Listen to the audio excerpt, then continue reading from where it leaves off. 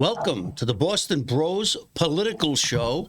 I am Jim Campanini, co-host of the show, with my good friend, Boston Herald political columnist, Peter Lucas in the corner. Good morning, Peter. Yeah, I'm here. We have a special guest today here. We have Brian Shortsleeve. He is one of 3 Republican gubernatorial candidates in Massachusetts.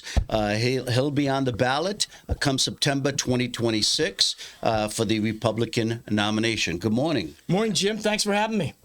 Now remember, today is Black Vest Day. We didn't coordinate, but everybody wore their black vest. It's a little chilly in Lowell this morning. I know. I'll tell you that. So a very nice coordination. We're thinking the same for whatever that means, you know. But Brian, before we get into some of the questions, we have to pay for this show, you know. I understand. Got to pay the rent. Let's get some revenue going here. This InsideLowell.com podcast is coming to you from WellPoint Studios. WellPoint, the only health plan offering healthcare benefits exclusively to Massachusetts GIC members. At WellPoint, your whole point is their whole point. And I want to mention Teddy Panos, our producer. He's in the corner. Good morning, Teddy. Good morning, gentlemen. You didn't get the memo on the black vest. You didn't. You let me in. Okay. So Brian is our first of hopefully 3 Republican primary candidates who will be coming in to our studios, and we want to give our viewers and others some information, and we're going to ask Brian some tough questions, because Peter, that's what he said. That's what he promised. But let me give you a little background first. Brian is 53 years old. 53 years old. Yeah, married to a wonderful woman, Liz, who I've never met, but hopefully I will. Has 3 sons. They hail from Barnstable, right? And it's interesting that I was still the editor of the Sun in 2015 when I believe Governor Baker appointed you as chairman and general manager. The MBTA was going major crisis. So I think that's when people really got the first glimpse of Brian Shortsleeve and his management skills. And it was a fiscal mess. Some people claim it's gotten better, the mess, I mean, or worse, I don't know, since then. But that's when I think I first became aware of you and your management skills. Brian is also a Marine Corps veteran. He served the country honorably in Bosnia and the Persian Gulf. Thank you for your service. We appreciate it. Thank you, Jim. Peter Lucas is also a storied veteran of the U.S. Army. Notice I didn't say glory. I said storied veteran. By the way, we got the Army-Navy game this weekend. Go Navy. I made up all the stories. But I tell you read, and this is why I hired Peter years ago when I was editor at the Sun to write a column, and he always offers these historical and educational insights to his reporting. And I've written 2 of his books on the European theater and different things. I mean, he's just a wealth of knowledge, which we're losing in the media industry right now. Most kids can't think beyond yesterday's Nintendo game, so it's too bad. But I saw that the major focus of your campaign, and we'll talk a little more about this, but job growth, and entrepreneurial mission, especially for young people, deregulating the economy to support small businesses and reduce tax burden on families, and in housing resources that should prioritize local families in need and not illegal alien immigrants who are bolstered by the state's sanctuary policies. And on the 7th day, he rested. Yes. So with that short introduction, we'll get into more. I want to throw the football across the room, and hopefully he won't drop it like Travis Kelce. Peter Lucas, take it away. Well, listen, it's good to be here. Let's start off with a softball question. Pending up in the legislature is a bill to ban cell phone use by kids in schools. The governor is in favor of it. It's passed one branch of the legislature. How do you feel about banning cell phones in schools? Well, I've got 3 teenage boys who are 13, 15, and 16. They're on that cell phone a lot. They have to check their phones in at the beginning of each day. They don't get to use it all day long. They check it in at 8 o'clock and they get it back at 5. So I think it's a great idea to get cell phones out of students' hands while they're at school. I think school's got to get focused on the basics, math, science, engineering.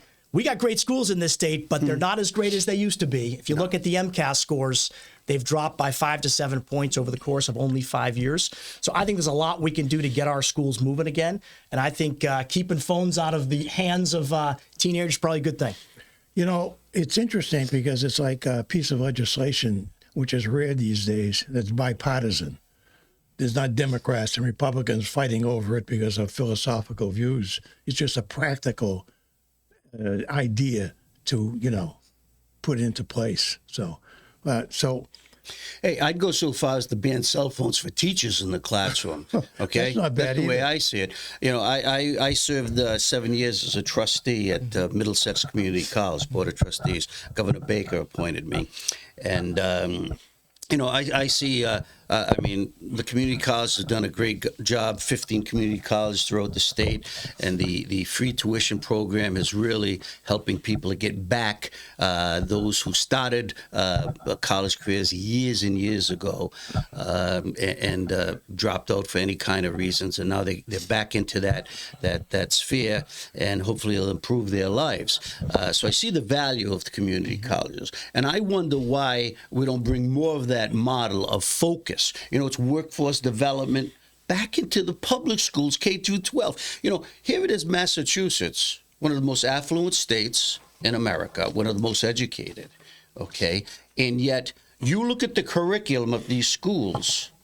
Here we are in the 21st century, still looking for guidelines. The MCAS now is eradicated. They're eliminating one of the top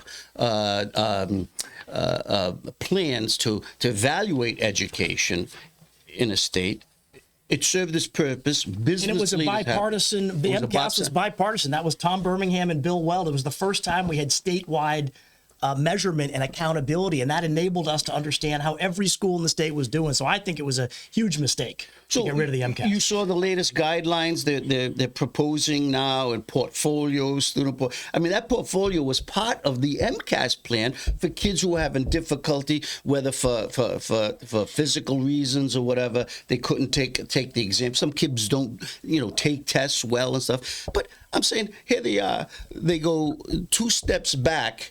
And they don't come forward with anything because they're afraid. They're afraid to actually say, where is the problem? You have to identify the problem. And I don't know, I think it's the Mass Teachers Association, which has a big say in a lot of education. And I just think we have feckless leaders, especially at the state house, who are afraid to really get down to what is the problem, and let's teach these kids. But focus. Use the community college model, And vocational schools. I've traveled all over the state. I was in Fall River about 2 months ago meeting with a bunch of business owners at the Fall River Business Park. All of the employees that come to work for them come out of Diamond Regional, which is the vocational tech school there. There's thousands of students on the waiting list, okay? That's an example of something the state does well. Like, we should be doing more of that. We should be doing more of it. That I'm a business guy. In business, you talk about that the demand signal. The demand signal is there for vocational education. They got a great school in Attleboro as well. That's example of something the state should be doing more of. And by the way, there's plenty of things the state should be doing less of. But when it comes to vocational tech, we should be doubling down. We should be spending money there because parents want it, kids want it. And I personally think parents always know what's best for their kids. Well, I don't know which side of a wrench to use, but I've been a big advocate for vocational regional technical schools all through my journalistic career and stuff. And I used to battle with Charlie Baker about, we had a waiting list at the time. I think it was about 40,000 kids trying to get in a vocational technical school, which is a public school, okay? And the big problem was getting it through the legislature, because just like people don't realize charter schools are public school, they think the regional vocational schools are going to take away from the traditional model. You know, and I'm saying they're all public schools. Give kids a choice. Give parents a choice. That's what it's supposed to And be. it's not just folks that turn wrenches. If you look at that Attleboro school, there's nursing programs, there's medical tech programs, there's Amazon Web Services System Administrator programs. There's a lot of really good I envy offerings. anyone who can fix anything. I can't fix anything. When I graduated from college, I majored in English literature. I couldn't get a job. Who's hiring English literature majors? And I envy guys who could fix cars, who plumbers and carpenters and so on and so forth. You can get a liberal education on the side, but to get a vocational education, particularly these days, extremely important. Extremely important. Peter, I think we all total we spend close to $9 billion a year on K through 12 and education in this state. You see what I opened and we're up not with? moving the You needle. see what I opened up with $9 my billion. softball question? Yeah. Well, I'll tell you, let me give you another number. We spend $2.4 billion a year in Massachusetts on workforce development, and we haven't added a single private sector job in this state in 3 years. Not a single private sector job. So you look at that enormous spend, perhaps a big chunk of that ought to be going and being redeployed to things like vocational tech schools where there's clear demand and where the students, everyone's getting a job. I was meeting with a bunch of business owners on Cape Cod that run HVAC tech companies, and they'll hire every single person they can get at age 18 with those skills. You know, what I've found over the years, you can be a plumber and a poet on the side.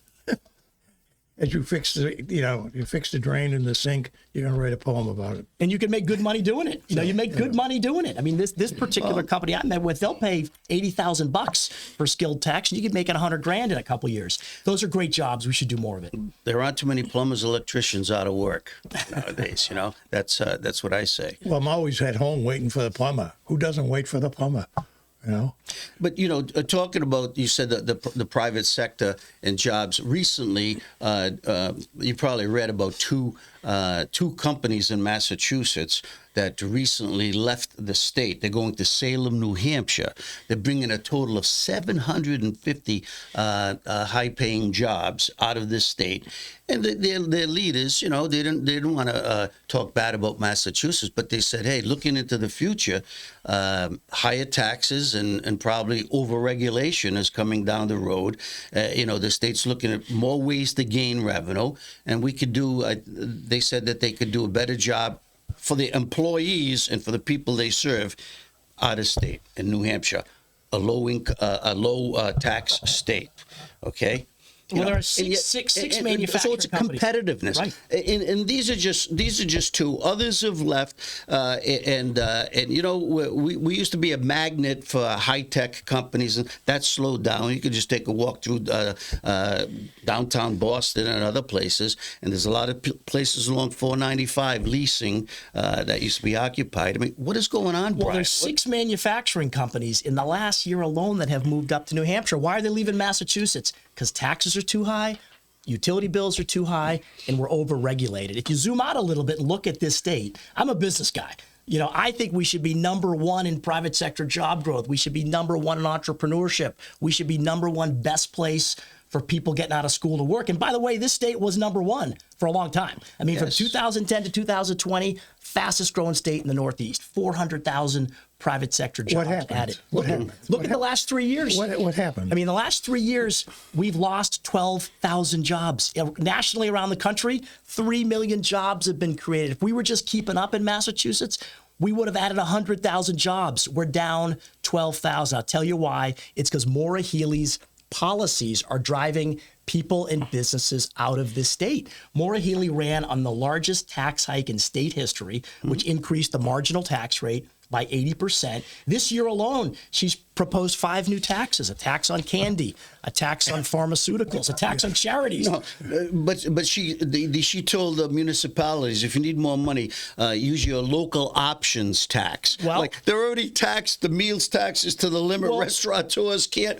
make a go. She is out right now peddling a bill called the Municipal Empowerment Act, which ought to be called the Watch Your Wallet Act, because that would enable cities and towns to increase your auto excise tax by 300%. Which is the most hated tax There is. As it should be, because you've already paid when you buy a new car in this state. By the way, $50,000 is the cost of a new car in Massachusetts today. You're going to spend $3,000 to take it off the lot in sales tax.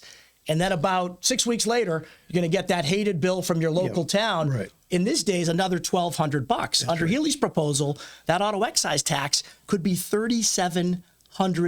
I mean, you'd be spending $6,700 in the first year of ownership to buy a car. Working class families in this state are already paying too much in taxes. She's blaming all the problems on the Trump administration and tariffs. His tariffs are causing all this. Look, Maura Healey loves to complain about the current president. She didn't do very well under the previous president either.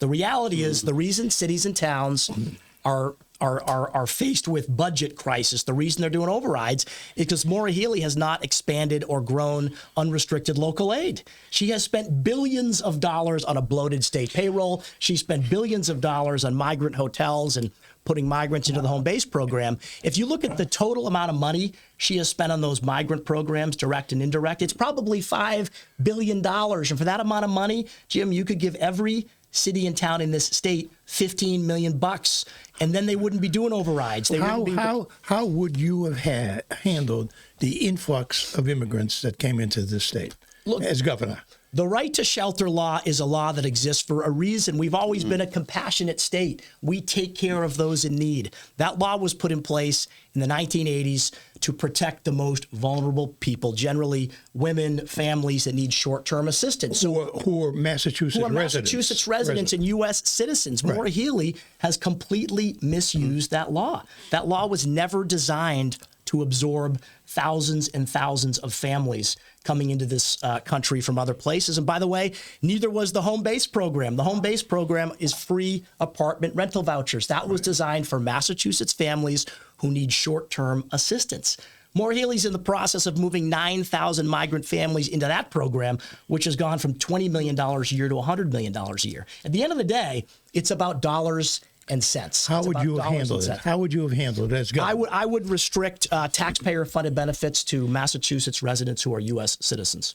And Maura Healey's sanctuary state policies have put a red carpet out to bring people into the state to take advantage of those programs who the programs weren't designed for. Okay, so this is interesting because you mentioned on your website, you know you're running, here you are, a Republican. They always face a two-pronged uphill battle. You're not only going to win your primary, but at the same time you got to gain momentum against the Democrat incumbent who's in office, unless it's an open seat. And the media. And the media. Are we part of the media? Except us. But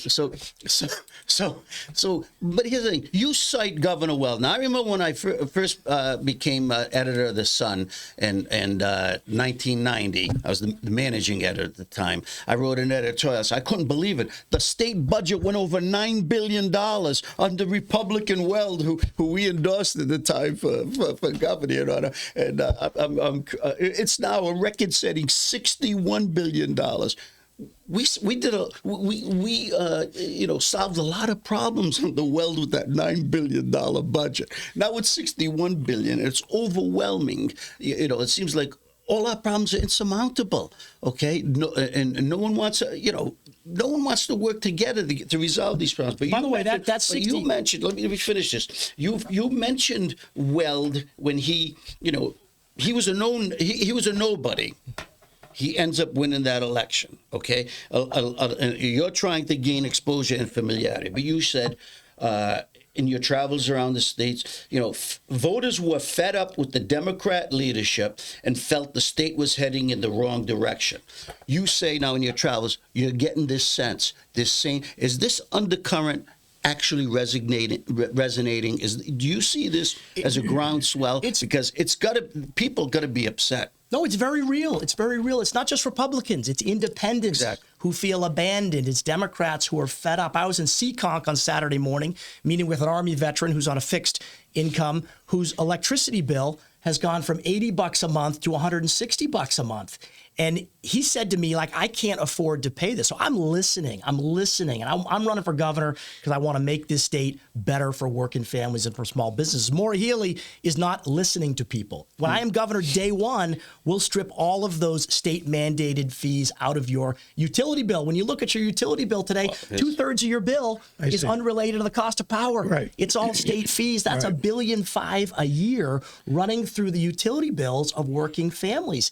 That is not the way that we should be financing these programs. And as governor, you control the Department of Public Utilities. You could strip those fees out day one. As governor, day one, call the White House, call the CEO of Williams Company and tell them we're going to build the gas pipeline. If that gas pipeline into Massachusetts was operational today, working families would be saving thousands of dollars. Maura Healey killed it. She opposed it. She said she had nothing to do with it, but the record shows otherwise. She boasted about it. When she was Attorney General, she boasted about it. She patted herself on the back for years about killing 2 pipelines. So you look at the map today, the Marcellus Shale has the cheapest natural gas on Earth. And it's about 125 miles from us. We import LNG, liquefied natural gas, from places like Russia at 7 to 8 times the price we'd be buying it from Pennsylvania. Those are things a governor can do day one. And when I'm governor, we'll strip those state mandated fees out of your bill, we'll build the pipeline, and we will get electricity bills down. When you talk to manufacturing companies about why they're leaving Massachusetts, they're going to tell you 3 things. Number 1, taxes are too high. Number 2, electricity bills are too high. How do you run a manufacturing business at 34 cents a kilowatt hour when the national average is 8 cents a kilowatt hour? You talk to manufacturers, their electricity bill could be $30,000, $40,000 a month, and it kills their competitiveness. And then finally, unemployment insurance tax in this state is 30% above where it should be. With executive leadership, with a governor focused on cutting taxes, cutting utility bills, cutting UI taxes, you could very quickly restore our competitive edge. But as long as Maura Healey continues to lean into new taxes, more regulation, higher utility bills, we're going to drive businesses and people out of the state. Why doesn't any governor or incumbent politician, when you're talking about taxes and the budget and so on and so forth, why doesn't anybody talk about cuts? Nobody talks about cutting this, cutting that, or cutting anything. How do you view Peter, it? I am the only candidate in this race who has ever stepped into a public agency and taken out cost. When I stepped into the T, that was public service. Governor Baker asked me to help him. I was having a good time in the private sector building business, but I agreed to do it. It was a calling of public service. And I stepped into the toughest agency that had the toughest challenges. In that particular case, we identified over $250 million of cost-saving ideas over the first 3 months. We executed on them, and we delivered the first balanced budget for the T in more than 2 decades. We took a lot of cost out. We ran things more efficiently. We got overtime under control. We wet out a lot of waste and abuse. If people were breaking the law, we put them in jail. If they were low performers, we fired them. At the end of that 2 years, we had the first balanced budget in 15 years, the lowest operating expenses in the history of the T. And the Boston Herald said that we had turned a bloated, underperforming agency into one focused on people, riders, and results. So I'm telling you, in state government, it can be done. You know what? The way we did it at the T, it was a set of audits. We audited overtime. We audited the cell phone bill. We audited everything we were doing. And when we did those audits, we found tremendous opportunities to save money. Okay, how about auditing the Massachusetts legislature? Day one, when I am governor, I will stand in front of that legislature Could you and call for believe the that audit. 72% of the voters who went to the polls supported that ballot initiative, okay, the citizens' ballot initiative to audit the legislature? And to this day, the Democrat administration, from the Attorney General to the governor to the leaders, both leaders of the state legislature, the House and Senate, are still battling to Auditor 𝐁𝐫𝐢𝐚𝐧 against implementing the law passed by citizens. Now, did you just watch Ken Burns' The Revolution, I've The seen it, Revolutionary War, okay, on PBS, okay? Now, if anybody watched that, they would have to be inspired to take things into their own hand. Government, the way it started from scratch, from nothing. And here we are in Massachusetts, 72% of the people pass the law. And we're getting completely blown off. Where's Governor Healey on that? She won't say a word about it. No, she's hiding on this issue. And you know what people ask me when I'm out there? They say, where's the money? I mean, Beacon Hill has never had more money than they do now. The budget has increased by 50% in 6 years. Think about that. You sound like me. Our tax-paying population has now grown by 50%. Where'd all the money go? Are the schools better? Are the roads better? The answer is no. A few years ago, we didn't have online gambling, legalized gambling, okay? Now we have it. And it's the fourth revenue income that the state has. What did we do before that? Where did that money go? It hasn't been around that long. We got this great chunk of money that's coming in from gambling, and I don't know where it goes. Income taxes have gone up dramatically as well. I mean, the numbers you see is $6-7 billion over the course of 3 years with that new surtax. It is driving people and businesses out of the state, but it has generated a one-time boom in revenue for the state. Where's the money?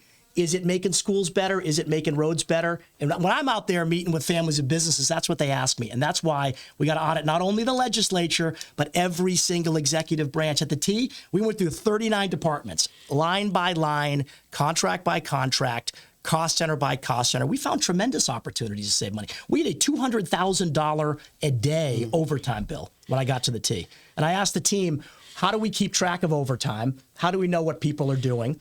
And the answer was we don't keep track of it. We don't know what people are doing, and most employees sign their own timesheets. So guess what we did? We put basic management in place. That overtime bill dropped by 50% over 6 weeks when I sat every single Friday and met with department managers, and I asked them every Friday, go through your top 5 overtime earners and tell me what they were doing. That's leadership. That's management. You could do it in state government with Healy. Costs are completely out of control, and I see no sign that she is doing anything to rein in spending. Have you met Philip Eng, the new chief? I have met Philip, yeah. Yeah. What do you think of the job he's Well, look, he's in a tough job. Yes. I mean, believe me, I know that. That is the toughest. Those are the toughest jobs in the toughest agencies. As I said, when I was at the T, I'm very proud of what we accomplished. So I think he's doing a great job on the red line. They've made real progress there. But I think more broadly with the T, what has happened is spending is completely out of control. I was part of the Fiscal Management Control Board that was put in after the storm, the Snowmageddon of 2015. And we had a fiscal management control board in place. We held operating expenses to the lowest level that we've seen in history. When you look at what's happened to the T over the last 4 years, they've added almost $1 billion of spending, and they're delivering about a third fewer trips than we were. So like most of state government, I would tell you the T has got to get serious about cost control, and you got to get those costs under control.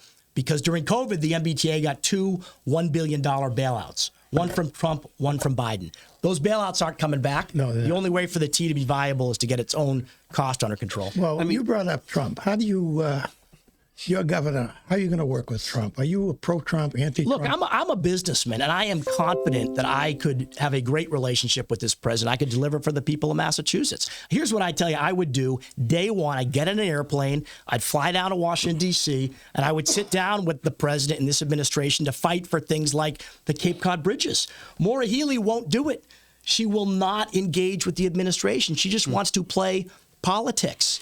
She wants to go on CNN and the New York Times and poke the president in the eye. That's not good for Massachusetts. It's not good for Boston. It's not good for protecting our interests. By the way, look at Gretchen Whitmer from Michigan. Well, I was going to bring that up. Gretchen Whitmer is no big fan of Trump. She's been to the White House 3 times. She protected the auto industry. She protected a military base. Even Zoran Mandami, the socialist mayor of New York, he went down The to guy see will the talk president. to anyone. So I would love to have a governor of this state who said, I'm going to go down to D.C., I'm going to meet with this guy, I'm going to cut a deal for Massachusetts. That's what I would do. I'm a businessman. But Healy, all she's going to do is continue to stick her finger in his eye. It's bad for Massachusetts.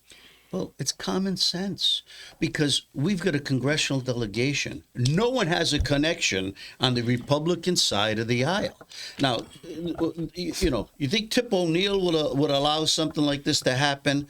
Okay, if he was still around, no. Of course not. You know the game. They say you have to understand the game and play with it, but they vilify. There's a lot of good Republicans in the Senate and Congress who you can work behind the scenes with. No one seems to be making any inroads with anyone, and when we can't even pick up the phone, you know, and talk to them and talk to them about our problems and get them resolved. You know, they used to do back And channels. it puts a target on our back. It's worse than that. They vilify the president. Yeah. And they call him a Nazi and everything else, and they expect him to build 2 bridges on the Cape Cod. And I think it really puts our state at a big disadvantage because we have a governor that refuses to engage? Well, two things that I'm wary about. Okay, I'm worried about getting very tired of some of the Trump's accusations. I voted for Trump 3 times. Okay, so I'm still a supporter, but I get weary of that. But I also get weary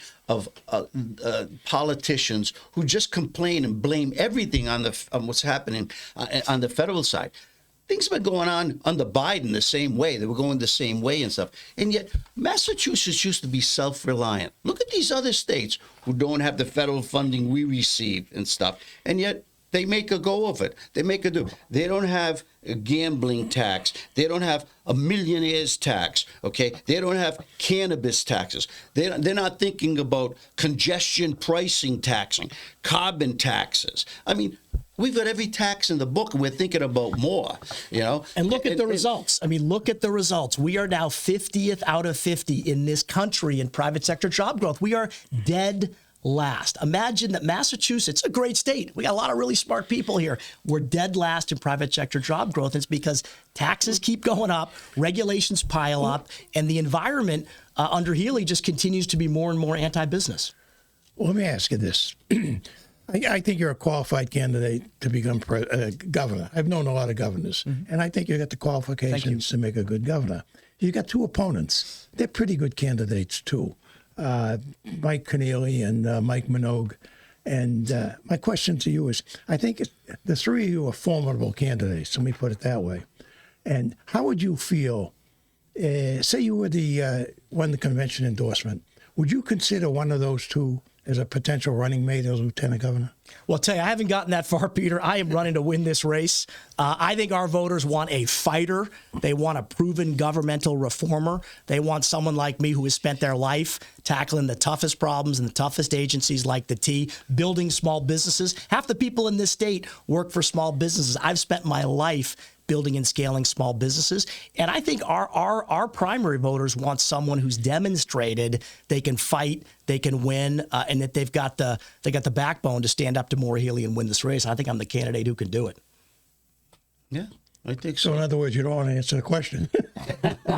Now, let me tell you this. Either one of the 3 of us would be far better as governor than Maura Healey. I can tell you this. I know both of the Mikes. They're both good guys. But when it comes to who can win this race, who can prosecute the case against Maura Healey, who's demonstrated throughout their life the ability to take on the toughest challenges and succeed, I'm that candidate. And that's why we're ahead in endorsements. We got Mayor Shauna O'Connell's endorsement from Taunton last week. We got Senator Peter Durant. We're ahead in fundraising. And we're leading in the most recent polls because I think our primary voters know it's going to be a tough race. And it's probably going to take a Marine to clean up the mess on Beacon Hill, and I'm ready to go. Yeah, that's. Didn't you just get the endorsement of the former, what's his name, the businessman who ran for governor? Yeah, Chris Doty's a big supporter of mine. Mayor O'Connell, Mark Lombardo, Nick Buldega. We got a great set of endorsements, and those are people I've known for a long time. They saw me drive change and drive reform when I was at the T. They've seen me in the private sector build businesses, and they know what it takes to win. This is going to be a tough race against Maura Healey. You're going to have to be a real fighter to take her on, and they know that I'm the right person to do it. Well, I remember a time when governors and used to try to appeal to the people and make an appeal to the people. Not everything is perfect. We know that, but you try to work, you put a plan out there, and everybody tries to pull together. It doesn't seem like that is coming, whether they were Democrat or Republican. I mean, 5 of the last 7 governors have been Republican. But I mean, there was always that thought that you can have confidence in government. We've gone through crisis and stuff. And,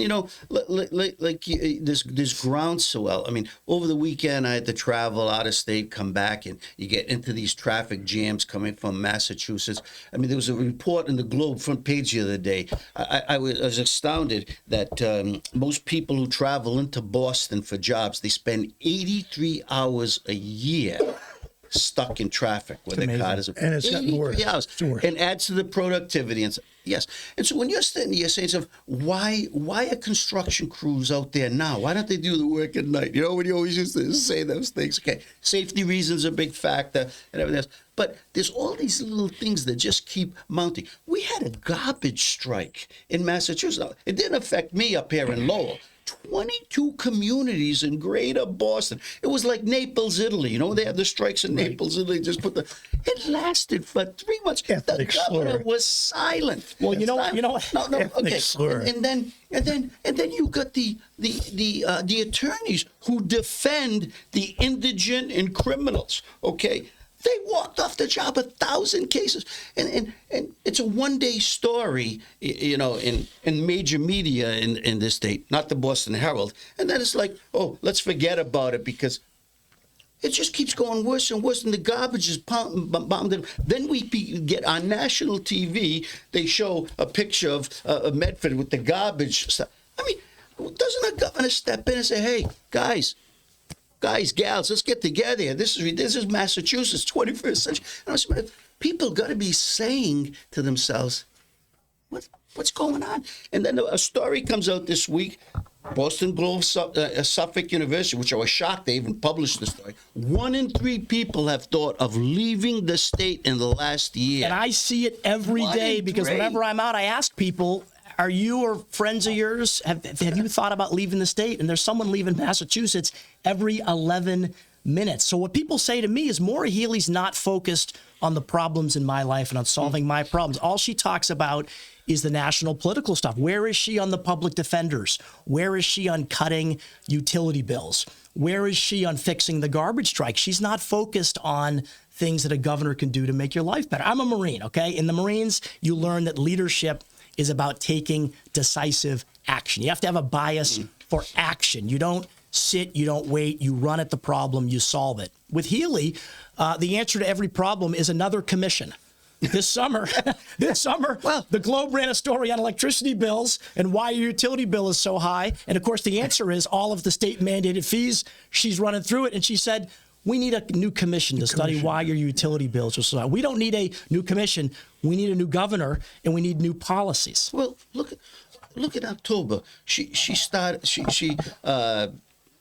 appointed this a competitive commission that met last week. Okay, 20 people. It's probably even going to expand from labor, business, the research community. And they met last week in a room. She introduced everybody in the crowd. Then she got up and left, and she told them before she left the room, everything's on the table. And then she left. And I'm saying to myself, wait a minute, you convened the first, I couldn't believe it.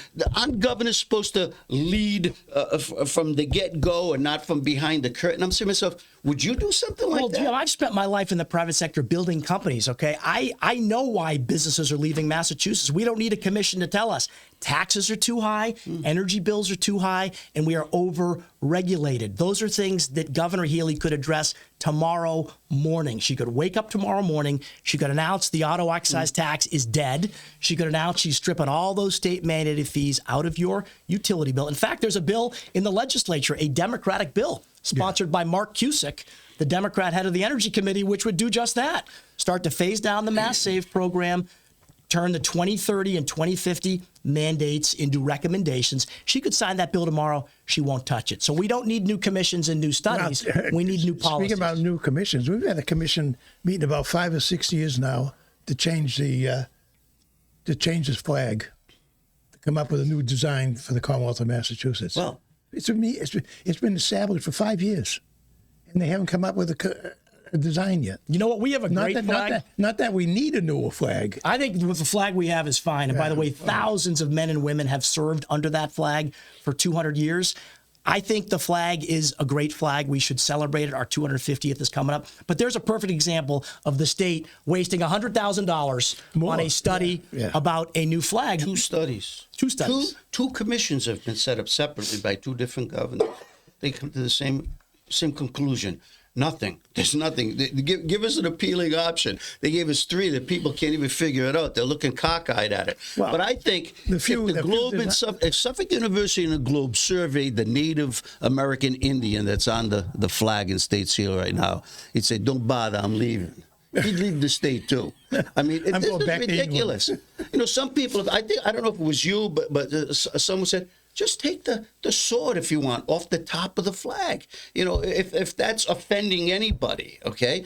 I mean, which made sense to me because I love the flag, the state flag. Well, I said replace the flag with a tomahawk. And my recommendation to Governor Healy would be get focused on the most important problems facing the state.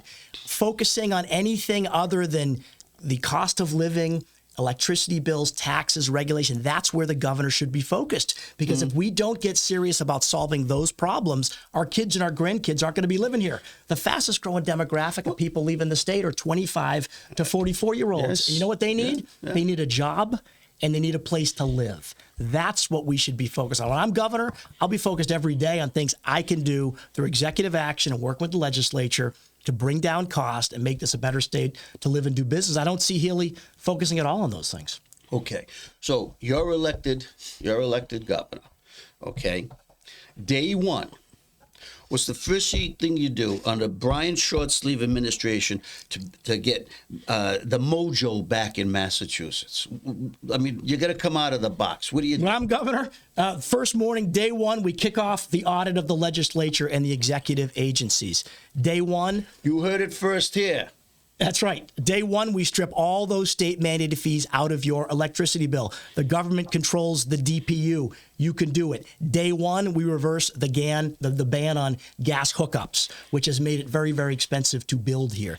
Day one, we restructure eligibility for programs like home base and the right to shelter. For Massachusetts residents, we give preference to military and homeless veterans. And day one, we get really serious about cost control because if you look at what has happened in our state budget, there's been enormous growth, but we haven't seen growth in local aid. And that's why there's been 160 overrides in this state since Maura Healey took office. So I would immediately, through executive action, reprogram $1 billion of state spending back to local aid so that cities and towns have the resources they need for their local police department, their fire department, and they won't be out to their voters, for overrides. Those are things a governor can do, and I would do them day one. Beautiful. Now, there's a proposed state ballot initiative to make the state legislature and the governor's office and all executives in the administration, they would have to comply with the state public records law. Okay. Now, if that ballot initiative passes, and are you in favor of that ballot? Absolutely. Look, okay. I believe in transparency. I've run a public agency. I know how important transparency is. But on day one, as the governor, even if, it could take 10 years for the legislature to implement it. We found out with the audit, 72% agree, because I think 75% of the people are going to vote for that. Okay. Now, even though it hasn't been implemented, could you, as governor, the first day saying, "Hey, my cabinet and everybody in it will no longer honor that exemption. We're going to be transparent with public records." Absolutely, you can do that through executive action, and I would. Would you do it? I would. And Maura Healey talks a lot about transparency. She's run the least transparent administration we've ever seen. How about Lamar Cook? I mean, Lamar Cook is the deputy director of her Springfield office, who had 8 kilos of cocaine shipped to the governor's Springfield office. Guy's making $115,000 a year. Apparently wasn't enough. He needed a side hustle running a big cocaine distribution ring. But in that case, we have asked the governor to show us the background checks that were done. Prove to us you did a background check of this guy. It's complete silence. Same thing on the Mass Pike Service Plazas contract. In that case, I mean, Healey left $900 million on the table. There were 2 bidders. In that case, the bids are how much will you pay the state to run the Service Plaza contracts. She picked the bidder that offered $900 million less. Inside deal, clearly crooked, complete lack of transparency. And I think when it comes to this administration, they have lacked transparency in almost everything they've done. I'd turn that around day one. Well, remember when she said that everyone that was was vetted going into the Healy hotels, the illegal criminal aliens were put in. Yeah, and then they find out they and then weren't. they found Not a single one. And I guarantee you, when we find out on Mr. Lamar Cook, you're going to find out it's they just never a did. pattern. Healy and the Democrats want release of the Epstein files. We can't even get release of the Cook file. Well, And how about, we haven't seen any of the information on that Mass Pike Service Plaza contract. That was on her watch. I mean, she fired her own Department of I'm sure the Transportation Attorney head. General's on the case. And that goes right to the governor's office. no, that I would think that the U.S. Attorney General is on the case, because I probably. don't think you're going to get much out of the state Attorney General. No, I kind of agree with you. Yeah, so that's probably coming. So, all right, Peter, what do you have now? Well, I know I'm interested. Is there any program set up for you and your two opponents to appear on the same stage to sort of have a debate?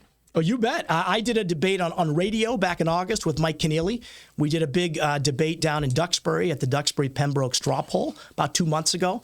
After that debate, I came out about 68% to Keneally's 32%. That was exciting. So I think as we get into January and February, I'm sure that there will be a lot of forums. I'm happy to debate anyone, anywhere, anytime, any place. I think this is a critical election for this state. If we don't get this state turned around and point in the right direction, I fear whether my own teenage boys are going to be living here in 20 years, or they can be down in Charlotte, North Carolina, or Dallas, Texas. So I'm happy to debate my two primary candidates anytime, and I'm sure it's coming. Well, maybe you can get Healy to come into a debate too. That'd be great.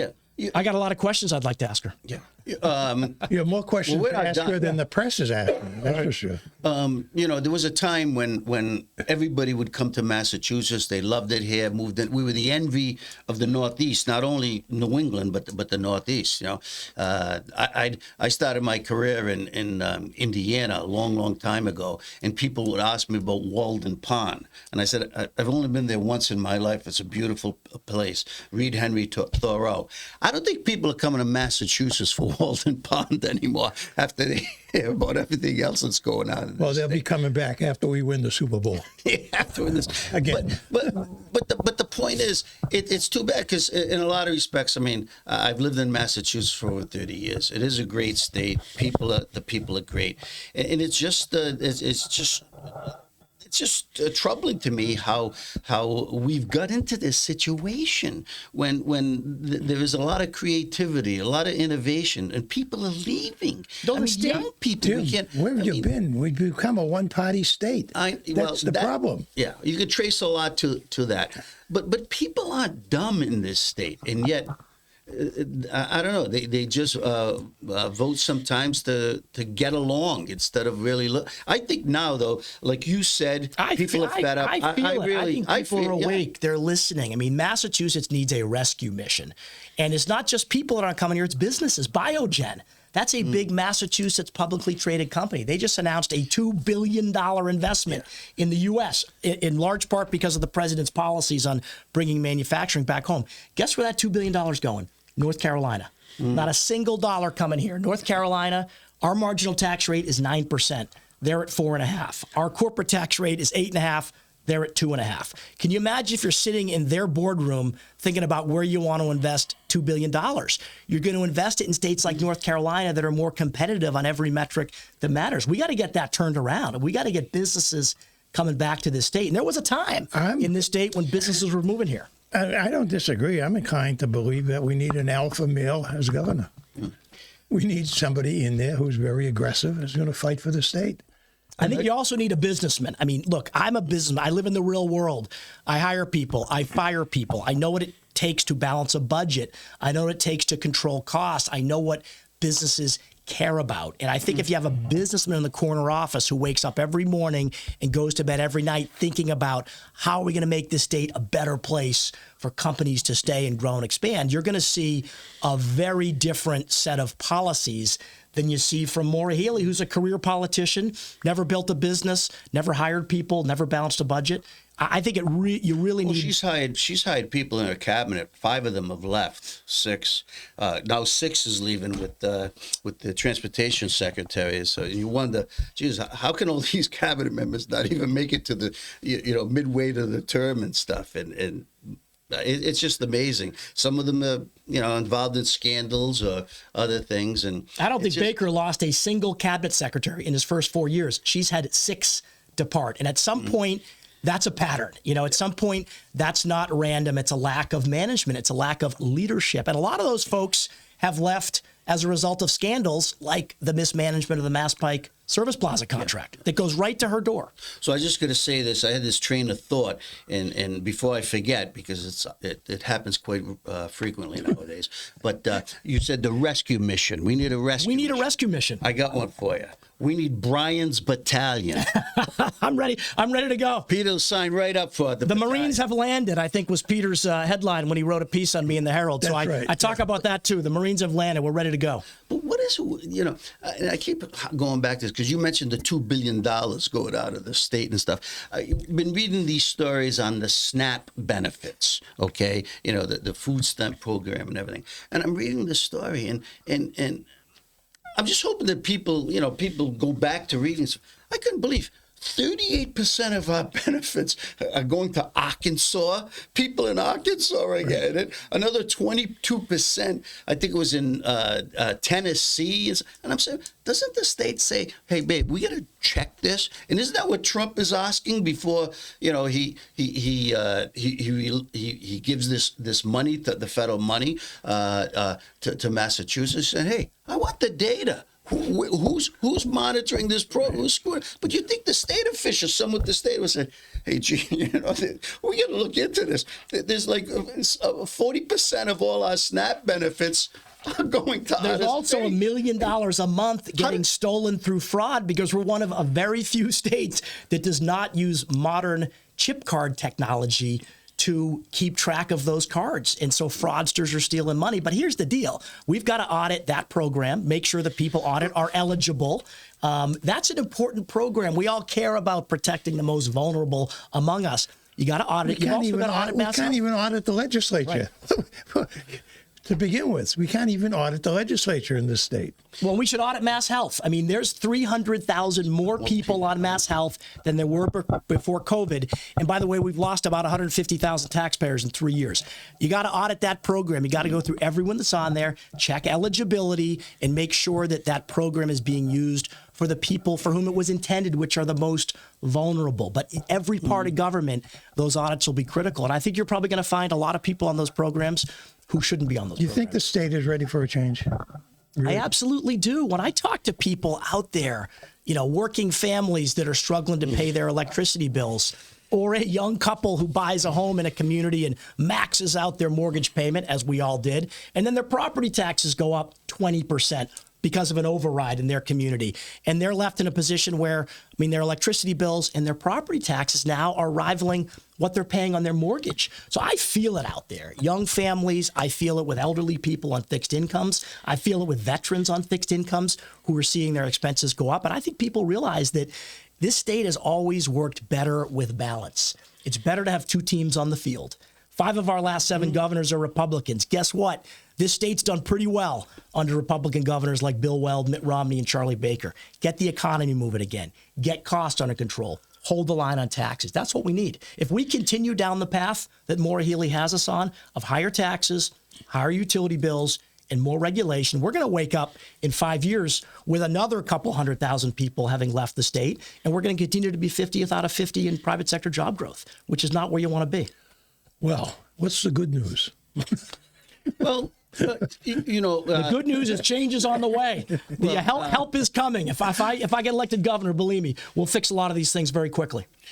Do you go over the bridges, the Sagamore, because you live in Boston? I'm back and forth between Wellesley and the Cape, so I'm over that bridge all the time. I mean, you talk about common sense a lot in your writings and on your website. It's mentioned several times and stuff. I mean, where's the lack of the common sense and getting that federal funding for those bridges? Once again, it's the phone call, but a governor. Look, when I'm governor, I will get on an airplane. I will go to Washington, D.C. I will sit down with this president and this White House and say, we need those bridges, and let's cut a deal.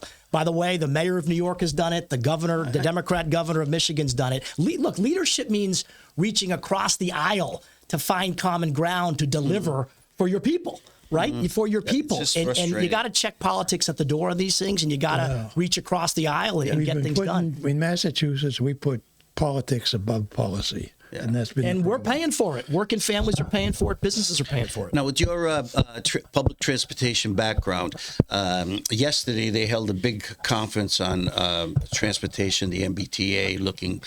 They call it the public transportation next, looking at the future, how to resolve some of these issues. And I've always been a big fan. You know, I go to Florida every February with my wife and stuff, and I was really impressed with that Bright Line. You know, that is a privately owned, a railway line, that was started in 2014 in Florida. Now, it still hasn't made a penny, it's still running a deficit, but it's expanded 4 times. You could go from Fort Lauderdale, Miami, all the way to Orlando. And the train goes 3 hours and it'll be 3 hours and 25 minutes. That it averages 69 miles an hour. But what that rail line has done, it's spurred growth all along that line, because people, now they built houses and stuff. People said, hey, I can go to Miami in, 2 hours, wherever they are along the line, and be back at night without any problem and stuff.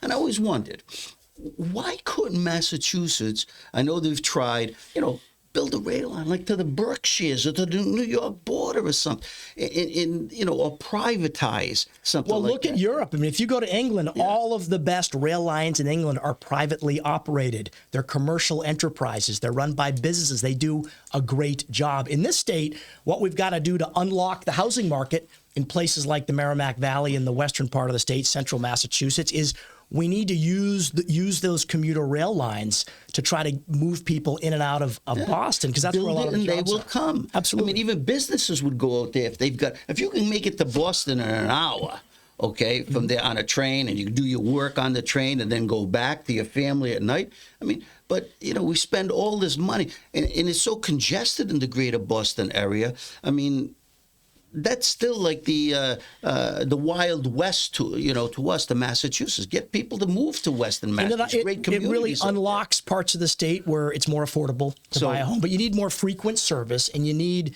the innovation and the creativity that often comes with private operators, which, again, that's the European model. That's the British model. I think there's huge parts of the state we could unlock for There's families. no doubt about it. Out in western Massachusetts, it's beautiful country out there.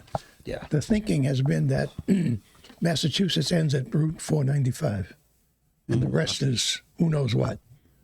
But with the transportation adequate, that would open up a whole vista of opportunities for people if they had the transportation. Yeah.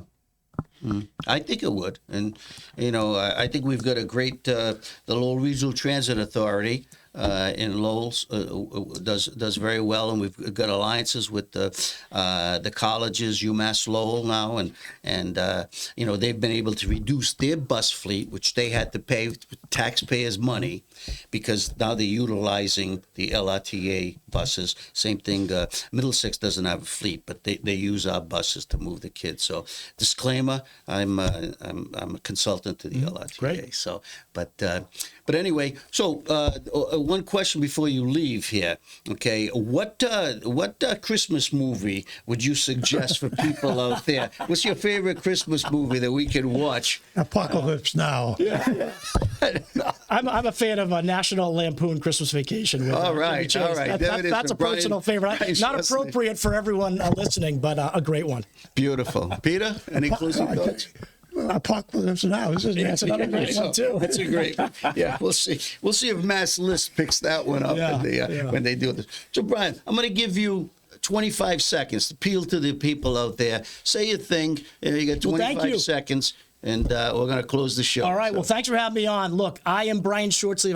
I'm a proud Marine. I'm a proven government reformer. I'm a successful businessman. I'm a devoted dad of 3 teenage boys. I'm ready to go. I mean, I am ready to take this state to a new place, ready to fix a lot of the problems that we're seeing, ready to get costs under control, cut taxes, cut utility bills, get state spending under control so we can start growing our economy again. Please join us on Facebook at Brian Shortsleeve for Massachusetts or online at brianshortsleeve.com. Massachusetts needs a rescue mission, and I am ready to go. Thank you very much. Thank you. Until our next show, this is Jim Campanini, Peter Lucas signing off. Have a great week.